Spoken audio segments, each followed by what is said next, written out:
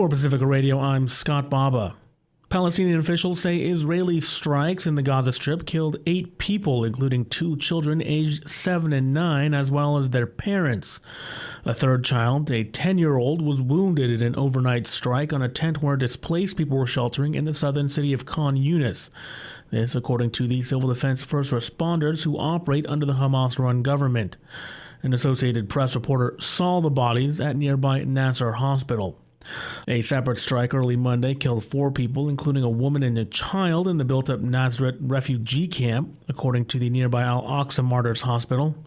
And another strike over the weekend in northern Gaza killed at least 30. Karen Chamis has more. An Israeli strike in Beit Lahia in northern Gaza has killed at least 30 people. The director of a hospital there told the Associated Press. Local hospital director Hossam Abu Safia said there were dozens of wounded from the strikes and others likely were still under the rubble. Fleeing resident Dalal al-Bakri from Beit Lahia told the AP, "Tonight we didn't sleep at all. They destroyed all the houses around us, above, the people inside. They're not empty houses." In the morning, she said the military threw leaflets at the houses saying the main street was safe. They managed to get out, but their male relatives were kept behind by the army. Further along the route, a young boy from Beit Lahia was comforted by an older child. He told the AP, "They took my father in the checkpoint a while ago, and my mother was martyred." The journalist asked, "When was your mother martyred?" "A long time ago," the boy said. I'm Karen Chamis. President Joe Biden's decision to let Ukraine strike targets inside Russia with U.S.-supplied long-range missiles is being met with ominous warnings from Moscow, a hint of menace from Kyiv, and nods of approval from some Western allies. Biden's shift in policy added an uncertain and potentially crucial new factor to the war on the eve of its 1,000-day milestone.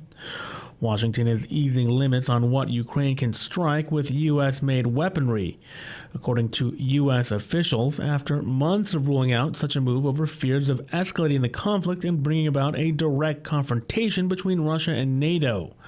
The scope of the new firing guidelines isn't clear, but the change came after the U.S. said recently that North Korean troops are helping Russia. Megumi Lim reports. Ukraine has long been seeking permission from Washington to use the American-made ATACMS long-range missiles against Russian air bases and supply lines, which Kyiv says has been responsible for the launch of devastating attacks against Ukrainian frontline positions and cities. Ukrainian President Volodymyr Zelensky included this request in his victory plan, which he first unveiled to U.S. President Joe Biden in September. Biden has hesitated to lift this restriction for fear of the war escalating. Zelensky, in his nightly video address on Sunday, said, quote, "Today, many in the media are talking about the fact that we have received permission to take appropriate actions." He said, "But blows are not inflicted with words. Such things are not announced. The rockets will speak for themselves." Megumi Lim in Kyiv. Brazil is hosting the Group of 20 or G20 summit, and it appears unlikely the industrialized and emerging market nations in attendance will sign a meaningful declaration regarding geopolitics. The meeting in Rio de Janeiro on Monday and Tuesday is overshadowed by 2 major wars and Donald Trump's election victory. Heightened global tensions and uncertainty about an incoming Trump administration have tempered any expectations for a strongly worded statement addressing the wars in the Middle East and between Russia and Ukraine. Experts instead anticipate a final document focused on social issues like the eradication of poverty, one of Brazil's priorities. UK Prime Minister Keir Starmer met with Chinese President Xi Jinping today at the G20 summit, the first meeting between British and Chinese leaders since 2018. Starmer's office says the UK leader is seeking to repair relations with Beijing after years of acrimony over human rights, Hong Kong, and what UK officials say are Beijing's attempts to exert influence on British politics. Stuart Smith has more.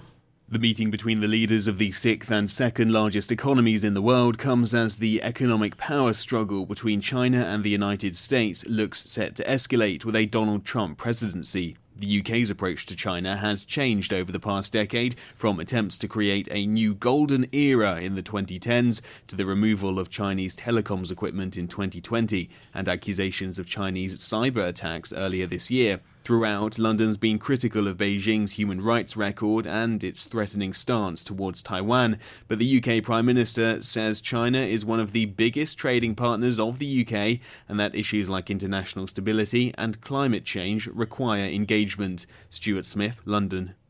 I'm Scott Baba for Pacifica Radio.